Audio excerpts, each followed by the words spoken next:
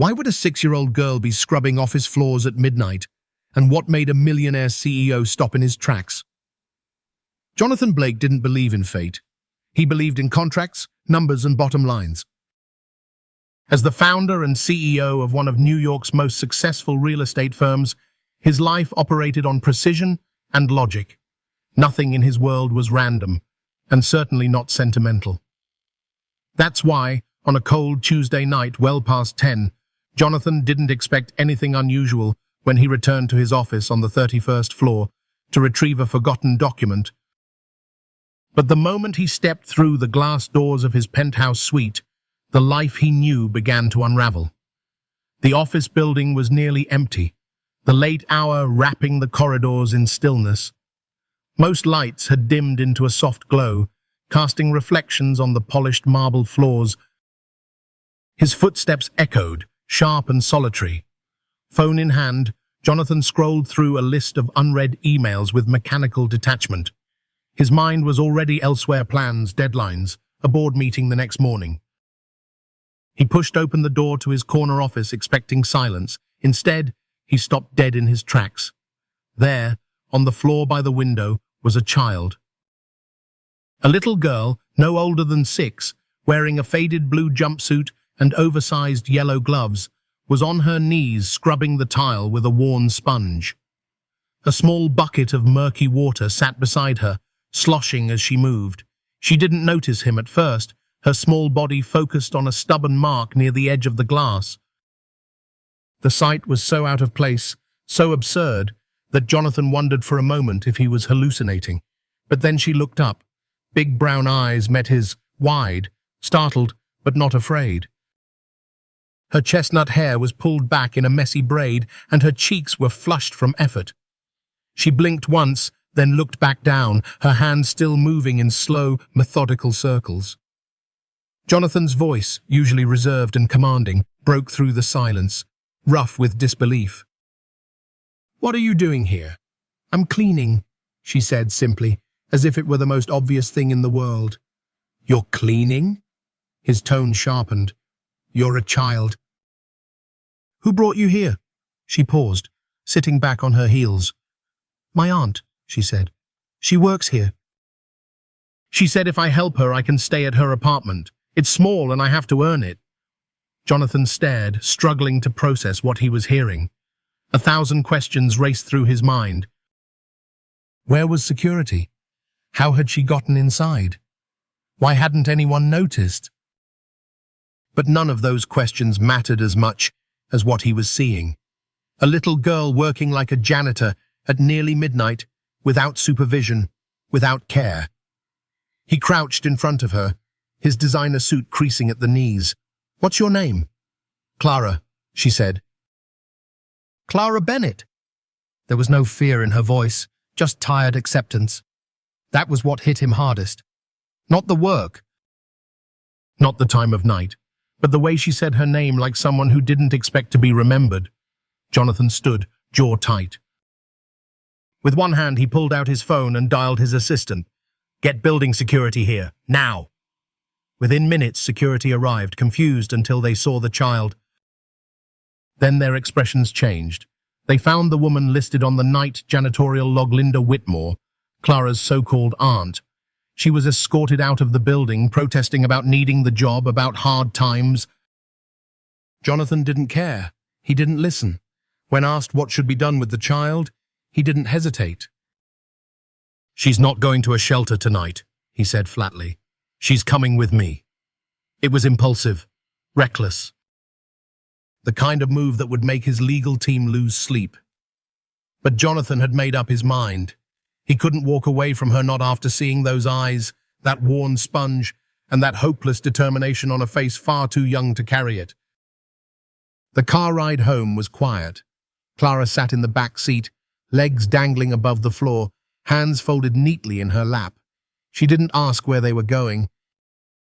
She didn't cry or fidget.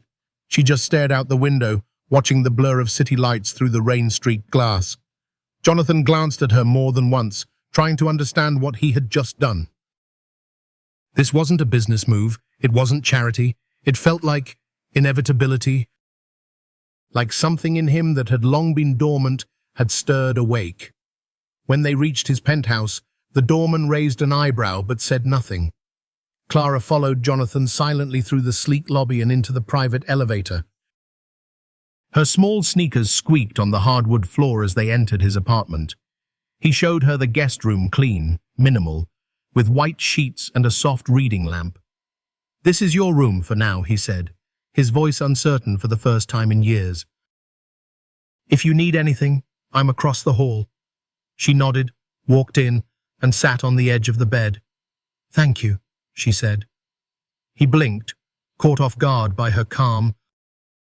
"You're welcome." He closed the door gently and stood in the hallway for a long moment, then walked to the kitchen and poured himself a drink. Outside, the city glowed cold and indifferent. Inside, something had shifted. He didn't know what tomorrow would bring, or how this decision would unravel the life he'd built so carefully. But for the first time in a long while, Jonathan Blake felt something more powerful than control. He felt purpose. The next morning arrived earlier than Jonathan Blake expected. Years of discipline had trained him to rise before the sun, ready to tackle emails, contracts, and decisions before the city fully woke. But this morning something felt different. The air in the penthouse was no longer filled with sterile silence. There was a presence now, small, quiet, but unmistakably there. Jonathan was already dressed, seated at the marble counter with a cup of black coffee in hand, when he heard the soft patter of footsteps in the hallway. He didn't look up immediately. He waited, listening, absorbing the rhythm. Then Clara appeared in the doorway. She looked smaller in the daylight. She wore the same blue jumpsuit from the night before. Her hair was a bit wild now, the braid unraveling slightly at the ends, and her face looked freshly washed. She stood in the doorway, eyes wide, unsure if she was supposed to come in. Jonathan turned to her gently. "Good morning." "Good morning," she replied, her voice quiet but steady. "Are you hungry?" She paused, as if gauging whether it was a trick question. Then she nodded. He gestured toward the kitchen. "Come on, let's find something to eat." There was a slight awkwardness in his tone. Jonathan Blake had never prepared a meal for anyone but himself. Normally, his housekeeper, Mrs. Ellen Carter, or a private chef handled such things. But this morning, there was no one else. And somehow, Jonathan didn't want anyone else. He opened the refrigerator and scanned its contents. Pre-packed meals, cold-pressed juices, sparkling water. Nothing a child would recognize. After a moment of hesitation, he pulled out a carton of eggs and a loaf of bread. Scrambled eggs. That much he remembered from college. As he cracked the eggs into a bowl, Clara sat on a bar stool at the kitchen island, her small hands folded neatly in front of her. She didn't fidget. She didn't speak unless spoken to. She simply watched him with quiet eyes that saw more than they should have. Jonathan stirred the eggs stiffly, poured them into a pan, and tried not to burn them. As he worked, he kept glancing at her, this child who had walked into his life without warning and settled in like she'd always been there. When he placed the plate in front of her, she said a soft, "Thank you," and began eating slowly, carefully, like someone who had learned never to waste food. He sat across from her with his coffee and watched. "Do you like school?" he asked, unsure what else to say. Clara shrugged slightly. "I used to go. Then my aunt said we had to move a lot, so I stopped." Jonathan frowned. "Did your parents—" He paused, unsure how to finish that question. Clara filled the silence. "My mom got sick." "I don't know about my dad. I think he left before I was born." Jonathan said nothing for a while. He didn't know what to say to that. There were no corporate strategies or legal scripts that covered conversations like this. He realized then how far removed he was from the world of children and how much he'd missed because of it. After breakfast, he made a phone call. "Douglas," he said to his lawyer, "I need you to look into emergency guardianship options immediately." Douglas, ever the professional, didn't ask why. He simply said he'd start the paperwork. But Jonathan knew what was coming. Background checks, home visits, legal interviews, and likely media scrutiny if the story got out. He didn't care. He wasn't letting Clara go back to anyone who made her clean floors at midnight. He spent the rest of the day working from home, a rarity for him. Calls, reports, investor updates, but no matter how many screens he opened, part of his mind always returned to the girl down the hall. Clara stayed mostly in the guest room, reading from a small pile of children's books that Mrs. Carter had dropped off that morning after a discreet phone call. Jonathan had instructed her to keep the staff quiet, to keep the media in the dark. For now, it was just them. At one point, he checked in on her, expecting to find her asleep or playing. Instead, she was sitting cross-legged on the floor, the book balanced in her lap, lips moving softly as she read aloud to herself. She looked up as he entered. "Is it okay that I read in here?" she asked. "Of course," he said. "You can go anywhere you like." She nodded, but didn't get up. She didn't seem to need toys or distractions, just a place to feel safe. Jonathan watched her for a moment longer, then quietly left the room. That evening, as the sun dipped below the skyline and city lights began their nightly dance, Jonathan stood at the floor-to-ceiling windows of his living room, staring out. He remembered being Clara's age. The orphanage, the smell of bleach, the echo of shoes down endless hallways. The feeling of waiting for someone, anyone to come and say, "You matter." No one ever had. That memory had turned into armor over the years. Layers of silence and control, success and solitude. And yet, here he was now, watching a child he had known for less than 24 hours, and wondering what if someone had shown up for him. He wasn't ready to say it out loud, but something in him was shifting. Later that night, just as he was closing his laptop, there was a soft knock at the door. He turned. Clara stood there, already in pajamas, her stuffed animal, some faded fox, clutched in one hand. "I brushed my teeth," she said. "And I washed my hands. Do you want to check?" Jonathan blinked, caught off guard. "No need," he said gently. "I trust you." She looked surprised at first, then she nodded. "Good night, Mr. Blake." He hesitated. "Good night, Clara." After she closed the door behind her, Jonathan sat there in silence for a long time. His laptop still open, numbers glowing faintly on the screen, but they meant nothing right now. There was a child asleep down the hall. And for the first time in his carefully constructed life, Jonathan Blake felt needed, and it terrified him. But he didn't want to run from it.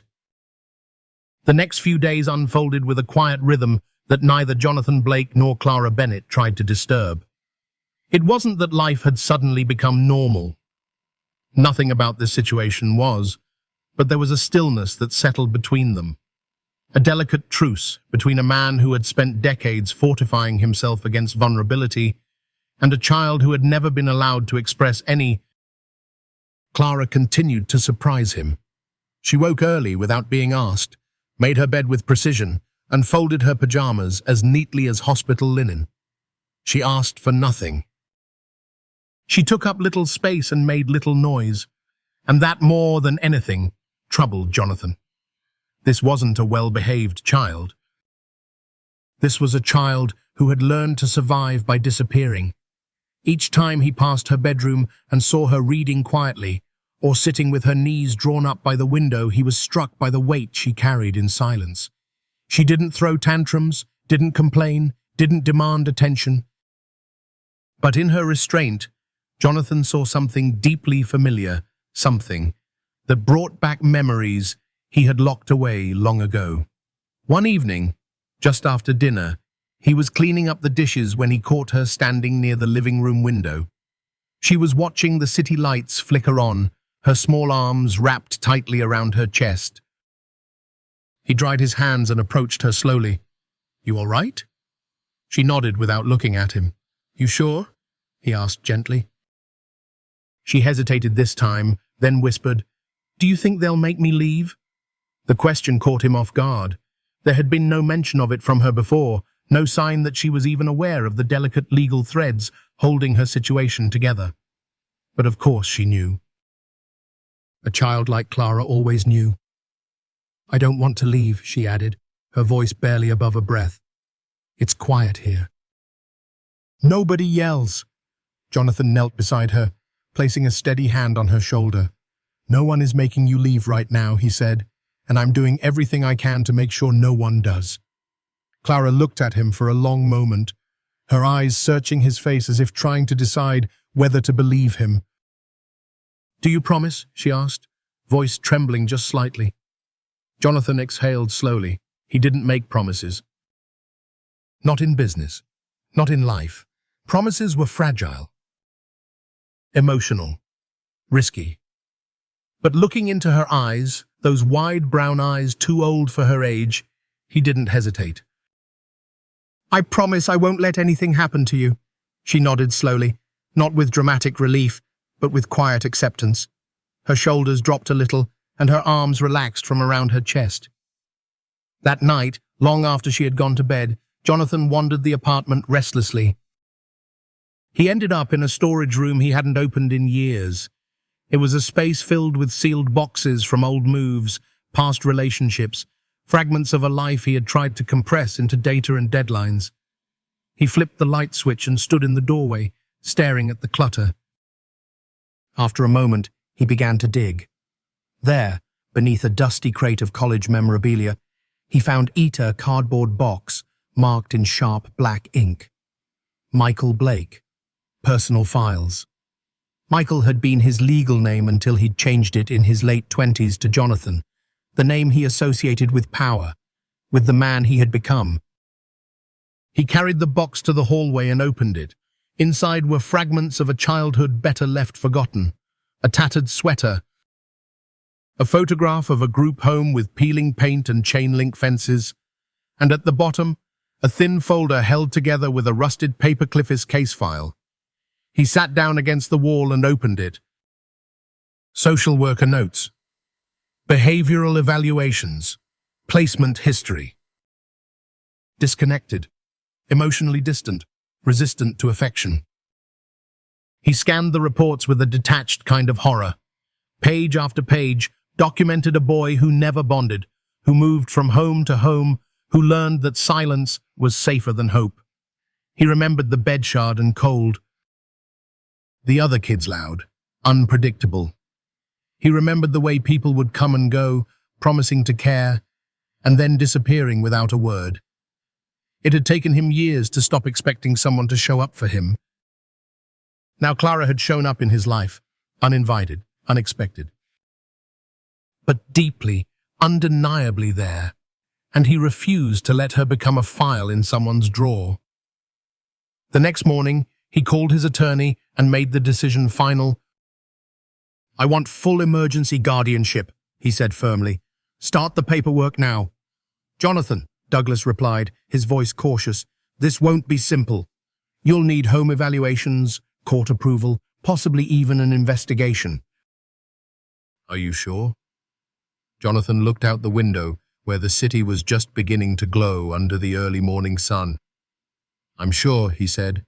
"Do whatever it takes." She's not going back.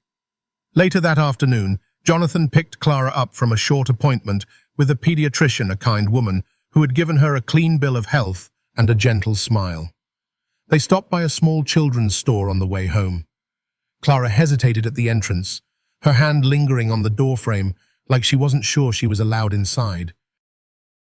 Jonathan knelt beside her. "You're allowed to have nice things," he said softly. "Pick what you like." She moved slowly, reverently, through the aisles. She didn't touch much. She didn't ask for anything. He had to hand her a basket and gently encourage her. Eventually, she chose one item, a small book of fairy tales. "That's it?" he asked, surprised. She nodded. "I like stories." That night, she sat on the couch beside him while he read to her. Her head leaned against his shoulder. Her breathing slowed with each page, and he found himself lingering on the words, not just reading them, but feeling them. When he closed the book, she whispered, "Thank you." He looked down, unsure what to say, unsure how a child had managed to tear through every wall he'd built. "You're welcome, Clara," he said. "Any time." And he meant it. The storm rolled in without warning that night, dark clouds sweeping across the skyline like a curtain being drawn over the city. Jonathan Blake stood in the living room of his penthouse. The lights dimmed low, his hand resting on the edge of the glass as rain began tapping gently against the windows. Behind him, the hum of soft jazz played from a speaker, one of the few sounds that had once made the vast apartment feel less hollow. But tonight, it wasn't the music or the rain that filled the space. It was Clara. She sat cross-legged on the rug nearby, her small frame hunched over a coloring book, brow furrowed in concentration. She had been that way for nearly an hour, her little hands carefully choosing colors, shading in outlines with patient care.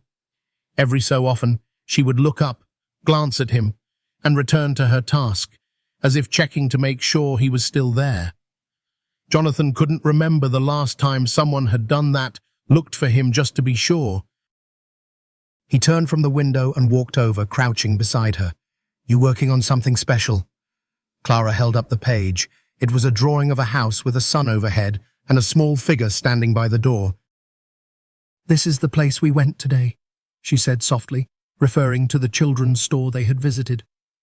"And that's me." Jonathan nodded, a slow smile tugging at the edge of his lips. "It's beautiful." Clara looked at him, her expression serious. "I didn't know you could just pick things, that they could really be yours." He sat down beside her. "Well, sometimes it takes a while to believe that." She was quiet for a long moment. Then, without looking up, she asked, "Do you think the people who took me before ever really wanted me?" The question struck him like a gut punch. "I don't know," he said honestly, "but I know I want you to be safe. And I want you to stay here." Clara nodded, not with enthusiasm, but with a kind of tentative relief. It was like watching someone slowly untie the knots they'd learned to live with. Later that evening, just after she had gone to her room, Jonathan found himself pacing the hallway. The apartment, once a place of strict routine and sterile order, had begun to change in ways he couldn't explain. Her drawings on the fridge, the faint scent of lavender shampoo in the guest bathroom, the small pair of sneakers by the door, signs of a presence that no longer felt temporary. But peace, Jonathan had learned long ago, never stayed unchallenged. The phone call came the next day around noon. He was in his home office, reviewing the architectural renderings of a new project, when his assistant patched through a line from the Department of Family Services. A woman with a clipped voice introduced herself as Ms. Gloria Hayes, a caseworker assigned to Clara's situation. "We've received a report," she said, tone neutral but firm. "It appears you are currently housing a minor Clara Bennett without formal placement or guardianship authorization. I'm calling to inform you a home visit is being scheduled." Jonathan's pulse slowed, but his jaw tightened. "I've already initiated guardianship procedures through my attorney," he said flatly. "Be that as it may, we are obligated to follow protocol, Mrs. Hayes replied. "You'll receive an official confirmation shortly. The visit is scheduled for tomorrow morning at 9 a.m. He thanked her, ended the call, and stared at the wall for a long time. The ticking clock had begun. He called his lawyer immediately, demanding every form, evaluation, and affidavit be expedited. The legal machinery roared into motion, but Jonathan knew it might not be fast enough. The system had its own pace, indifferent to emotion, blind to moments like the one from last night when a little girl asked if anyone had ever truly wanted her. That evening, he didn't tell Clara about the call. Instead, they ate dinner together like they had the night before. She told him about the book she was reading, how one of the characters reminded her of a friend she used to have in her old neighborhood. He nodded, asked questions, smiled when she smiled, but underneath the tension was growing. After dinner, She brushed her teeth and put on her pajamas. As was becoming routine, she knocked softly on the frame of his office door. He looked up from his laptop. "Are you still going to be here tomorrow?" she asked. The question cut deeper than it should have. He stood and walked toward her, kneeling so they were eye level. "Yes," he said. "I'll be right here." She nodded. Then, just before she turned to go, she added in a small voice, "I'll be here too." That night, Jonathan barely slept. He walked the apartment like a man rehearsing a trial, checking rooms, rereading documents, imagining every possible question a caseworker might ask. And beneath all the preparation, one quiet thought repeated like a heartbeat. She's not a guest anymore. She's not a temporary decision. She's mine. The next morning came grey and cold, the kind of day where the sky seemed to press down on the city. At exactly 9 a.m., the knock came. Jonathan opened the door to a woman in her early 40s, dressed in a dark coat, a clipboard tucked tightly under her arm. Miss Gloria Hayes. Her expression was neutral, but Jonathan could read the scrutiny in her eyes. "I'd like to speak with Clara," she said. He called for her gently, and moments later, Clara appeared, holding her stuffed fox in one hand. She was calm, polite, but Jonathan could see it in the way she gripped the fox. She was afraid. "Mrs. E." Hayes asked a series of questions. Where had she been staying? Had anyone hurt her? Did she feel safe here? Clara answered with quiet honesty, never raising her voice, never looking away. But when she was asked, "What would you do if you had to leave again?" her voice cracked. "I don't know," she whispered. "I'd try to be small again, so no one gets mad." Jonathan's hands clenched at his sides. Miss Hayes scribbled notes, nodded politely, and left the apartment just as professionally as she had entered. Jonathan watched the elevator doors close and then stood in silence, the weight of the morning settling deep in his chest. He picked up the phone and called his lawyer. "I don't want updates," he said. "I want outcomes. Get my name on her paperwork." Today, the apartment felt different after the caseworker left, not louder, not emptier, just heavier, as if the walls themselves were waiting for an outcome that hadn't yet arrived.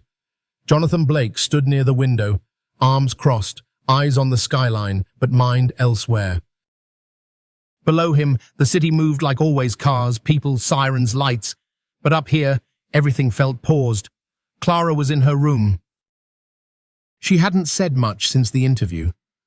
She'd gone back to her coloring quietly, the same way she always did. But Jonathan noticed she hadn't hummed like she usually did when she was drawing. She hadn't asked for a snack. She hadn't once looked toward his office door, and he hated that. He hated how the presence of a clipboard and a few sterile questions could undo the little sense of security she had begun to build. He hated that her first instinct was to shrink again, to make herself small, like that would protect her. He couldn't let that happen again. That afternoon, he sat Clara down in the living room. She climbed onto the couch with her fox in her lap and waited, legs swinging slowly above the floor. "There's something I want to tell you," he began, keeping his voice steady but gentle. "The woman who visited today, she works for the government. She's trying to understand where you've been and if you're safe here." Clara didn't flinch, but her grip on the stuffed fox tightened slightly. "Will they take me?" she asked, not in panic, but with the kind of resignation that only children who've seen too much learn too young. Jonathan's chest tightened. "I won't let them." "Even if they try?" He nodded. "Even then." She looked at him for a long moment. Her eyes didn't water. She didn't cry. But something in her expression shifted like a door creaked open just enough for light to slip through. That night, after she'd gone to bed, Jonathan stood in his office, staring at the documents scattered across his desk: guardianship applications, psychological evaluations, personal references. He had everything his lawyer told him to prepare, and yet it didn't feel like enough. It all felt too technical, too cold. No box on those forms asked about the way Clara had started humming again when she read, or how she'd begun leaving her drawings on the coffee table instead of hiding them. No checkbox for the way she now said goodnight without checking the lock 3 times. None of it captured the truth. He opened a blank document on his laptop and began to type. Not for the judge. Not for a social worker, but for her. He wrote about the first night. The blue jumpsuit, the yellow gloves too big for her hands, the way she had looked up at him like she didn't expect to be noticed. He wrote about how she never asked for anything, yet gave him something every day, a reason to come home early, a reason to pay attention, a reason to feel again. He wrote and rewrote until the sun began to rise. The next morning brought an early call from his attorney. "The emergency guardianship hearing is set for next week," Douglas said. "It's faster than usual, but not fast enough to guarantee anything." Jonathan thanked him, set the phone down, and turned to face the living room where Clara sat at the dining table, focused on her latest drawing. He didn't tell her about the hearing. Not yet. Not until he could promise her something solid. Instead, he made her pancakes. It was a disaster. Flour everywhere, batter too thick. One pancake came out burnt, the other undercooked. But when he placed the plate in front of her, Clara smiled, the first real smile he'd seen since the caseworker visit. "You made this?" she asked. "I did." She took a bite and nodded solemnly. "It's not bad." He laughed, relieved. They ate in companionable quiet. And for a moment, the world felt normal again. That evening, while Clara was brushing her teeth, she asked from the hallway, "Will you still be here tomorrow?" The question wasn't new, but it never stopped mattering. "I'll be right here," he said. "And if I have to leave," Jonathan paused, "then I'll come find you." The next day, a package arrived, a silver bracelet, small and delicate, with Clara's initials engraved on the inside. He had ordered it a week earlier, before the visit, when things had felt steady. Now, it arrived like a promise he needed to make good on. He gave it to her without ceremony. She opened the box slowly, looked up at him, then back down at the bracelet. "Is it really for me?" "It's yours," he said. "Always." She didn't say anything at first. Then, in a voice barely audible, she said, "Thank you for choosing me." Jonathan couldn't speak, because the truth was, he hadn't chosen her. She had chosen him. And somehow, that made all the difference. The days following the emergency hearing notice passed slowly, each hour laced with a quiet anticipation neither Jonathan nor Clara dared to speak aloud. They continued their routine as if the world wasn't about to shift. Morning pancakes, homework time, evening stories. But the air held a tension Jonathan couldn't shake. It was like they were living inside the pause between lightning and thunder. He kept Clara occupied, took her to the park when the weather allowed, let her help pick groceries at the corner market. She loved choosing fruital ways, picking apples with bruises because she said they looked like they had stories to tell. She spoke more now, smiled more, even laughed sometimes. And Jonathan lived for it. But beneath it all, he was bracing himself. The system didn't care about bedtime routines or inside jokes over cereal. It cared about paperwork and precedent, and he knew all too well how cold the law could be. Still, nothing prepared him for the knock on his office door one Monday morning. His assistant stepped in, her expression tight. "There's someone here to see you. A woman. She says her name is Rachel Bennett, and she claims to be Clara's biological mother." Jonathan stood slowly, the words not registering at first. "She's here?" he asked, already rising. "In the conference room." He walked the corridor in silence, the hallway suddenly feeling longer than usual. His mind reeled. He had seen no record of living parents. The aunt had abandoned Clara. The court had accepted that. So how? He opened the door. The woman sitting at the table looked to be in her early 30s. Her dark hair was pulled back loosely, and her hands were clasped tightly in front of her. She looked up when he entered, and her eyes, so much like Clara's, met his with a blend of hope and caution. "My name is Rachel," she said softly. "Rachel Bennett." "Clara is my daughter." Jonathan didn't respond right away. He studied her face, searching for familiarity, for sincerity, for something. "I was told you were gone," he said, not accusatory, just flat. "I might as well have been," she replied. "I was using badly. "I lost everything, and when the state took her, I didn't fight. I couldn't. I didn't think I deserved to." She paused, her eyes falling. "But I've been clean for over a year now. I completed rehab. I have a job, a small apartment, and I want to see her. I'm not here to take her back. I just want her to know I'm alive, that I didn't forget her." Jonathan stayed silent, absorbing each word. He wanted to protect Clara. Every instinct in him screamed to do so, but a deeper voice inside, one he hadn't heard in a long time, reminded him what it meant to wonder if someone who left would ever come back. "She doesn't know you're alive," he said quietly. "I know," Rachel said. "That's why I'm not asking for anything.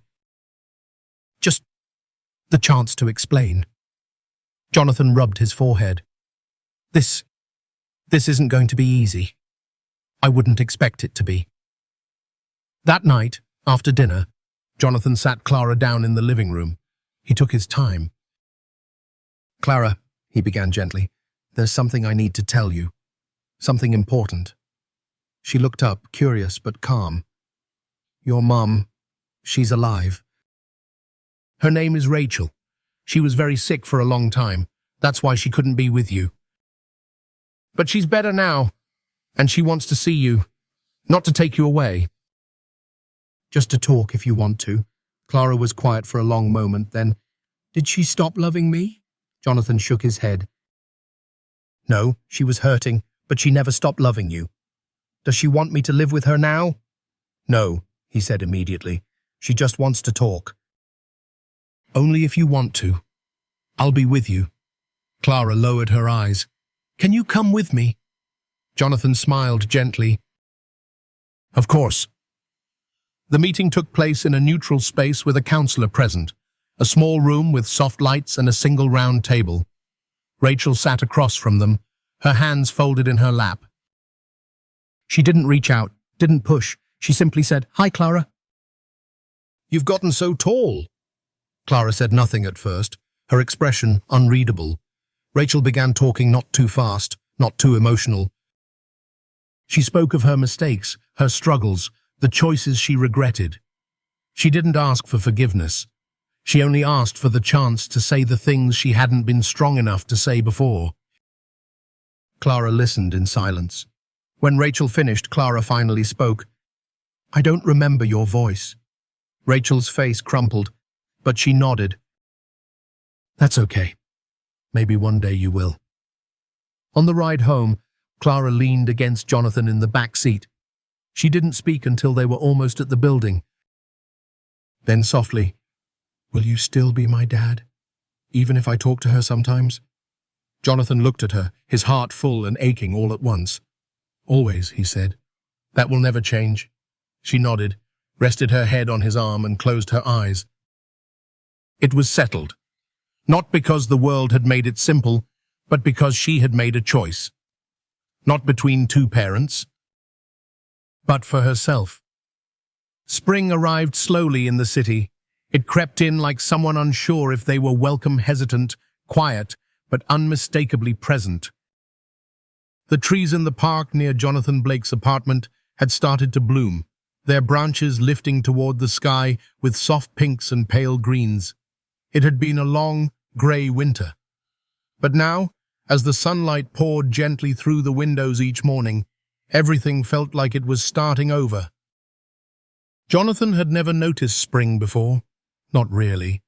Not until he found himself watching Clara Bennett run her fingers along the windowsill, describing how the air smelled different now.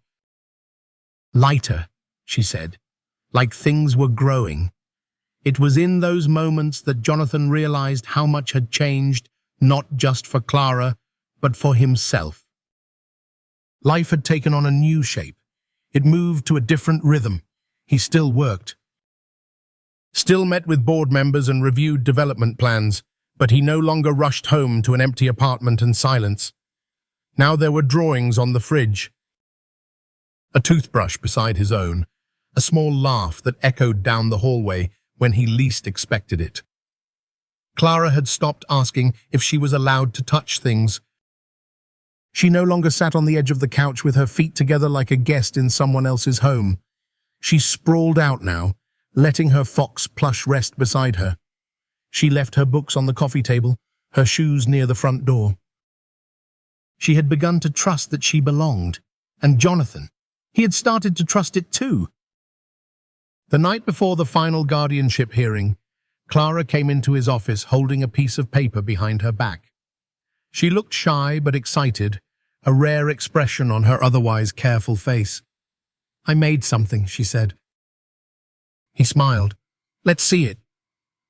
She handed over a drawing. Crayon lines filled the page, a tall building with a girl in the top window and a man standing on the sidewalk looking up.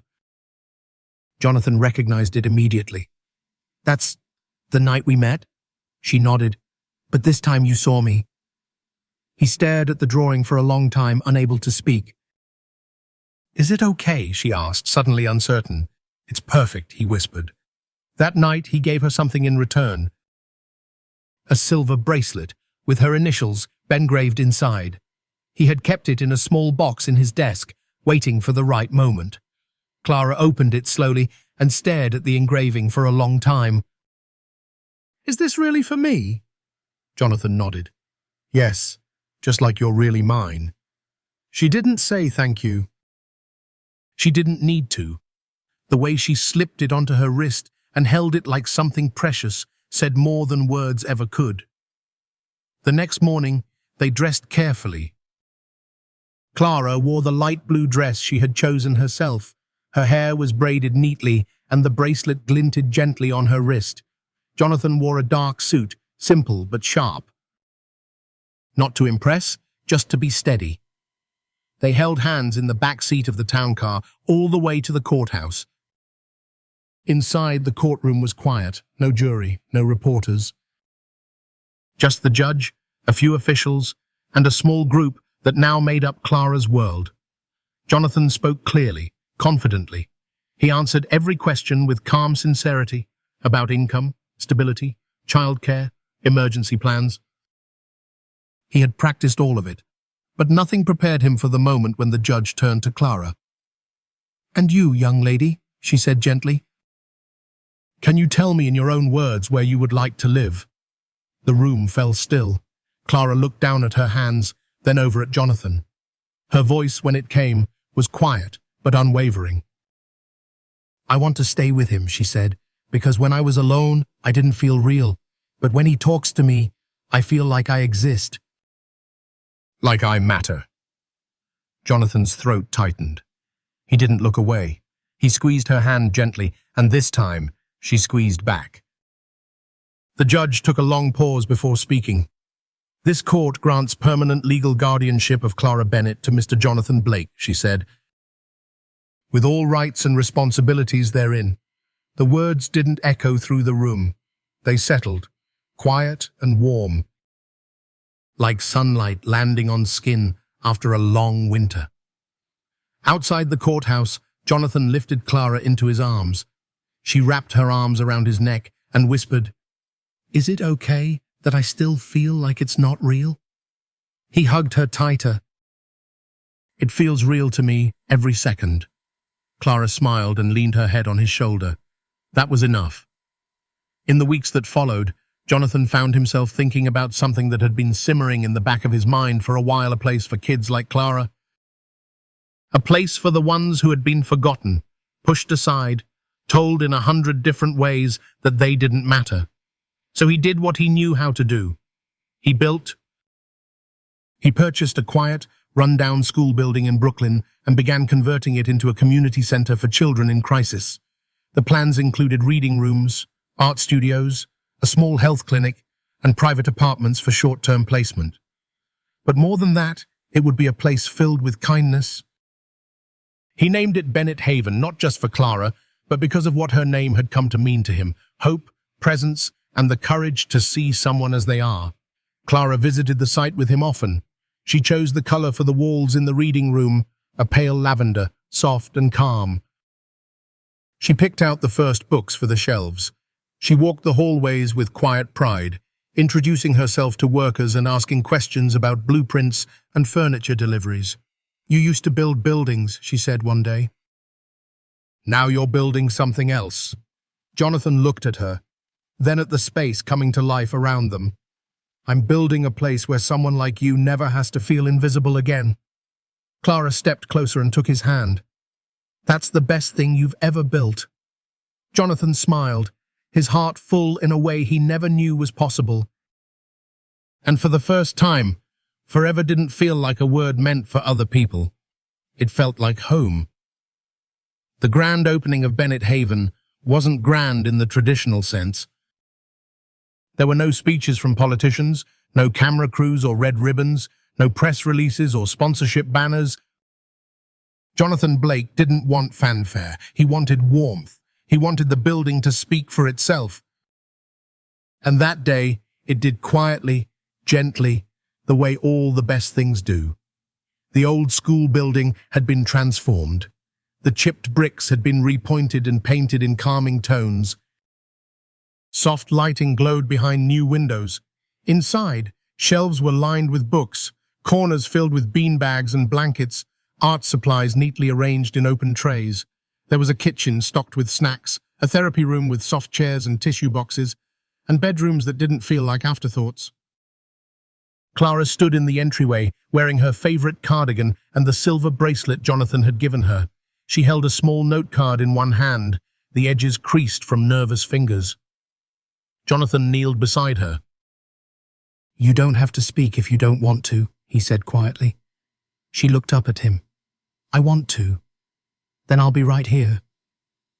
When the group of children, volunteers and staff had gathered in the welcome room, Clara stepped to the front. She took a breath. "My name is Clara Bennett," she began, her voice small but clear. "And I know what it feels like to be nobody." There was a pause, brief but full. "But this place," she continued, "is for kids who need to remember they're somebody. It's for people like me." There were no claps, no cheers, just a stillness that filled the room with something bigger than applause. And Jonathan, standing in the back, knew in that moment he had built exactly what he needed to. That night, when the last guest had gone home, Jonathan and Clara sat together on the front steps, eating ice cream from paper cups. The city lights twinkled in the distance. Above them, a soft spring breeze stirred the air, carrying the scent of new paint, fresh mulch, and distant magnolias. Clara leaned her head on his shoulder. "I think we made something good," she whispered. Jonathan looked at her, this girl who had once been too quiet to be seen, and nodded. "We made each other," he said.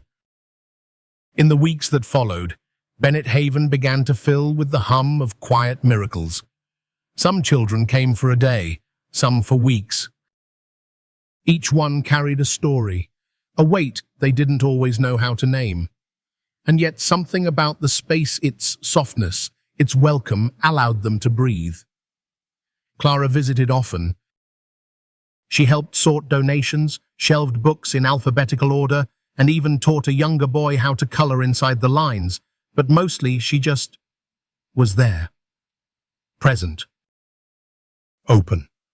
She didn't talk much about her past, but when someone asked her where she lived, she answered with confidence, "With my dad, Jonathan Blake." And no one questioned it. One afternoon, Jonathan found her sitting in the reading room with a girl named Lacey, 8 years old, with hair too short for her age and eyes too wary for her smile. Clara was reading to her, slowly, letting Lacey point out words she didn't know. He watched from the doorway, unseen, and felt something unfamiliar tug at his chest. Pride, not in the center, not in the money it had taken to build it, or the policies they'd put in place, but in her. Later, as they walked home, he asked, "Do you ever miss the old life?" Clara tilted her head. You mean before you found me? Yes. She thought for a moment. I don't miss how it felt. I just sometimes remember things that hurt, even when they're over. Jonathan nodded slowly. Me too. They walked in silence for a while. Then Clara looked up at him. Do you think pain ever really leaves? He thought carefully. I don't know if it leaves, but I think it changes. It gets softer, like something in the background instead of the center. And sometimes it even turns into something useful, like a way to help someone else. Clara didn't respond right away, but when they got to the apartment, she took his hand and said, Thank you for being the person who stayed. He swallowed the lump in his throat. Thank you for being the person who asked. One evening, as the sun dipped low over the skyline, Clara sat on the balcony, sketching a picture in her notebook. Jonathan brought her a glass of lemonade and sat beside her. What are you drawing? She turned the paper toward him. It was a picture of Bennett Haven, but this time the front steps had people sitting on them. Children, adults, even a dog, and in the window there was a sign that read, You belong here. He smiled. That's a pretty perfect sign, Clara grinned. I thought so too. Then after a pause, she asked, Do you think I could work there one day? Like, help kids like me? Jonathan looked at her. Not as a child, but as something more. A soul that had survived what should have broken her and had become someone who wanted to give back. I don't think you'll just work there, he said. I think one day you'll run the place, she laughed. You'd have to retire first. Jonathan raised an eyebrow. So you're saying I'll get old? You already are. He laughed too, a sound that felt as much like healing as anything else. And as the sky shifted to lavender and gold, as the lights of the city blinked on one by one, Jonathan realized something he hadn't been able to admit until now. He wasn't just a guardian. He was a father. And this wasn't just a building. It was a home for everyone who had ever needed to be seen. Jonathan Blake had always believed that control was everything. That predictability, precision, and polished decisions were what made a life not just successful, but safe. For years, he had lived inside that belief like it was armor unbreakable, impenetrable. His penthouse was a fortress of silence. His meetings were timed to the minute. Even his vacations were scheduled in quarterly blocks, more for show than for rest. But now, his morning routine began not with the sound of financial reports, but with the rustling of a child waking up down the hall. Now, his perfectly quiet penthouse was filled with soft thumps of small footsteps, the clinking of cereal bowls, and laughter that came at unexpected times. It was disarming. And it was everything. Clara had woven herself into his world, not with disruption, but with quiet permanence. There was no declaration. No sudden shift, just a slow, steady transformation. She placed drawings on his desk while he was working. She asked if he'd walk her to the bookstore instead of sending the driver. She told him when she had bad dreams, and more importantly, when she didn't. She trusted him, and that terrified Jonathan more than any boardroom negotiation ever had. One evening, he returned home early from a particularly grueling investor meeting.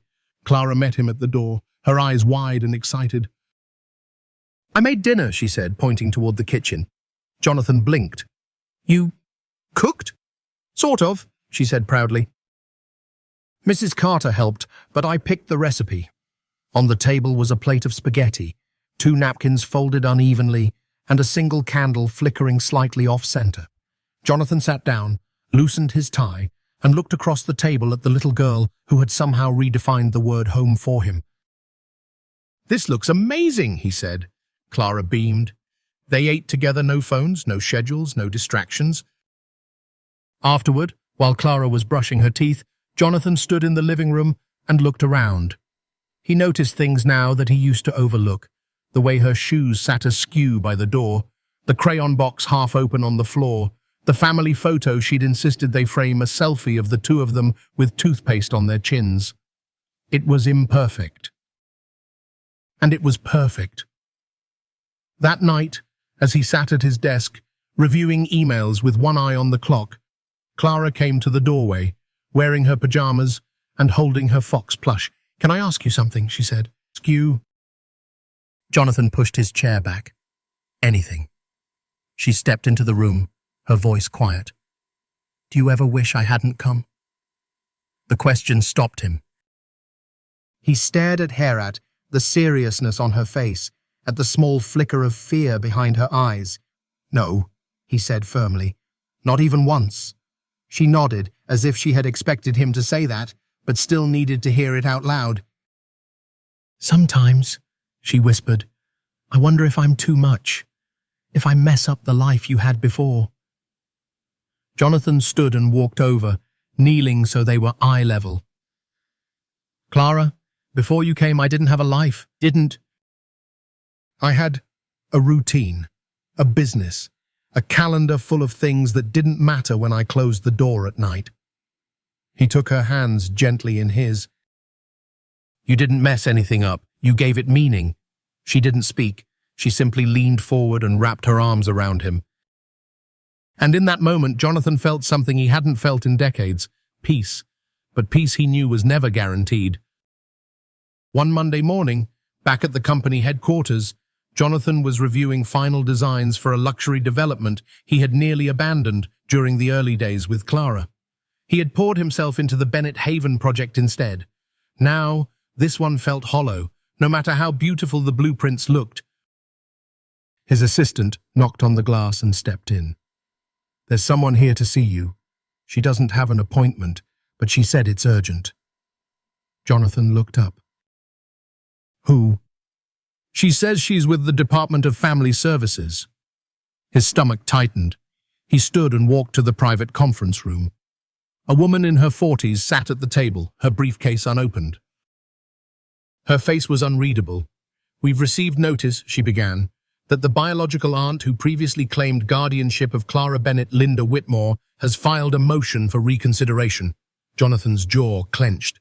"She claims the previous agreement was coerced, that she relinquished guardianship under duress."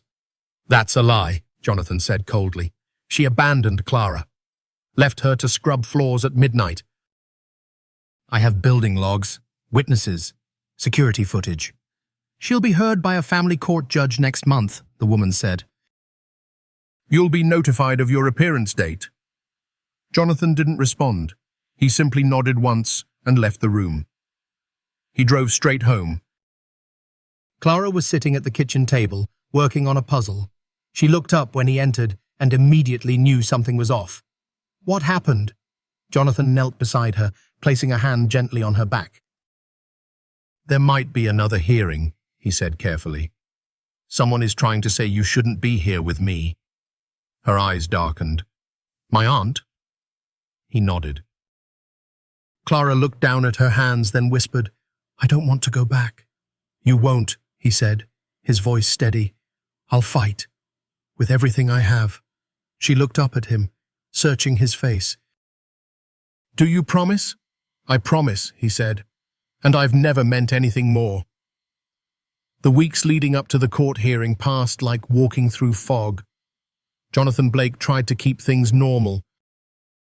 He made breakfast with Clara every morning, helped her with puzzles and schoolwork, read fairy tales before bed.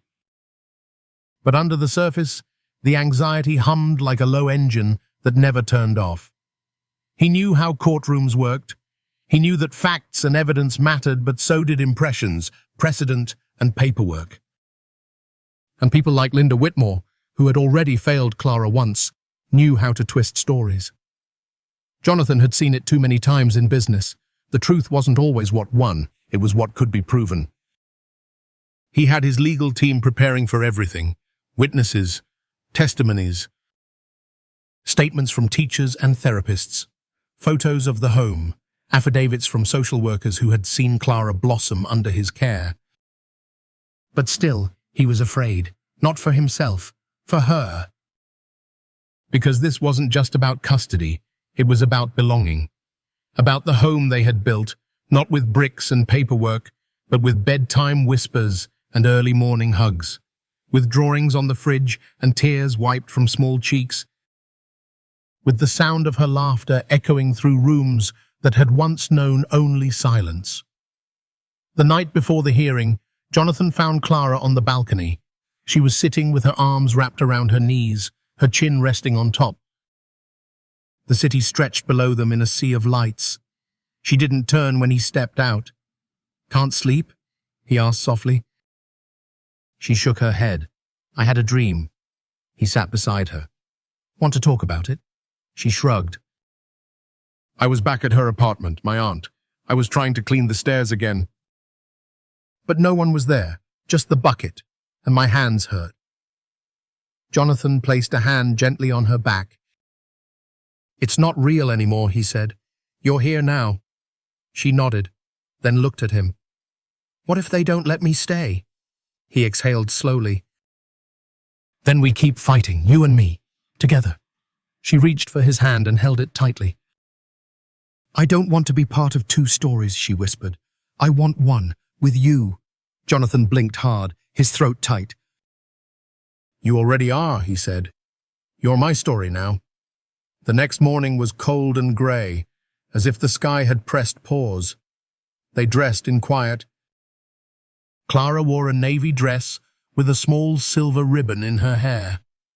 Jonathan chose a dark grey suit, the same one he'd worn the day the judge had granted him guardianship the first time. They rode to the courthouse in silence. Clara held his hand the entire way, her fingers cold but steady. Inside, the room felt colder than usual. Linda Whitmore sat on the far side, her posture stiff, her eyes darting between Jonathan and Clara. Jonathan didn't acknowledge her. His focus was entirely on the small hand still wrapped in his. The judge, a different one this time, called the hearing to order. Arguments were made. Linda's lawyer claimed her previous surrender of custody had been made under emotional distress, that she had believed Jonathan would only watch Clara for a short while, that she hadn't understood the legal consequences. Jonathan's attorney responded with calm, deliberate clarity. He presented documentation, footage, letters, psychological evaluations showing Clara's transformation under Jonathan's care. But it wasn't until Clara was asked to speak that the room truly quieted. She stood slowly when called, holding Jonathan's hand until the last second before letting go. "Clara," the judge said gently, "can you tell me how you feel about living with Mr. Blake?"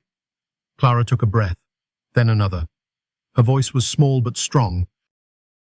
"He found me when no one else was looking. Not just with his eyes, but with his heart. He never promised me everything. Just that he wouldn't leave." She paused. The room was silent. "And he didn't—" "Not once." The judge leaned forward slightly. "And how do you feel about your aunt?" Clara looked down, then up again. "I don't hate her. I think she was hurting too, but I'm not a place for people to put their pain." Jonathan felt his throat tighten. The judge nodded thoughtfully. "Thank you, Clara." She returned to her seat and took Jonathan's hand once more. He squeezed it, and for the first time all morning, she smiled. After a long pause, the judge delivered the ruling. "The court finds that Mr. Jonathan Blake has provided not only legal and physical care for Clara Bennett, but emotional and psychological stability. The request for reconsideration of custody is denied. Full and permanent guardianship will remain with Mr. Blake." Jonathan closed his eyes. Clara let out a slow breath, her shoulders finally relaxing. It was done. They didn't celebrate with balloons or dinner out. They went home. Jonathan made grilled cheese sandwiches, and Clara changed into pajamas, even though it was barely 4 p.m. They curled up on the couch and watched the rain begin to fall softly against the windows. Later that evening, Clara climbed onto his lap with her notebook in hand. "I wrote something," she said, "for school. It's called My Forever Person. Want to hear it? Jonathan nodded, his heart already bracing. She read slowly, carefully. He didn't know he needed me. And I didn't know I was allowed to ask for someone like him. But we found each other. And now, every time I hear the word home, I think about the night I fell asleep in a room with clean sheets, a soft light, and someone who said, "I'll be here when you wake up." And he was... And he still is. Jonathan couldn't speak. Clara leaned her head against his chest. "Do you think we'll always feel this way?" she asked. He kissed the top of her head. "If we keep choosing each other," he said. "Yes." And in the soft glow of that rainy night, in the quiet space between all that had happened and all that still lay ahead, they chose each other again. And again. And again. Sometimes the most meaningful family isn't the one we're born into, but the one we choose to build slowly through trust, compassion, and presence. Jonathan Blake never planned to become a father. But when he opened his heart to a quiet little girl scrubbing floors in the night, he discovered a truth many of us overlook. Love isn't about perfection, it's about showing up, again and again, for someone who needs to be seen. For older adults, especially those who've built lives around work, duty, or solitude, this story reminds us it's never too late to soften, never too late to change, never too late to matter in someone else's life or let them matter in yours. Whether it's through parenting, mentoring, or simply being present for someone forgotten by the world, we all hold the power to turn quiet care into something lasting. Healing doesn't always happen in hospitals. Sometimes it begins at a dinner table, over pancakes, or in the quiet reassurance of, "I'm not leaving." This isn't just a story about rescue, it's about redemption. For both the child and the grown-up who didn't know his heart still had room,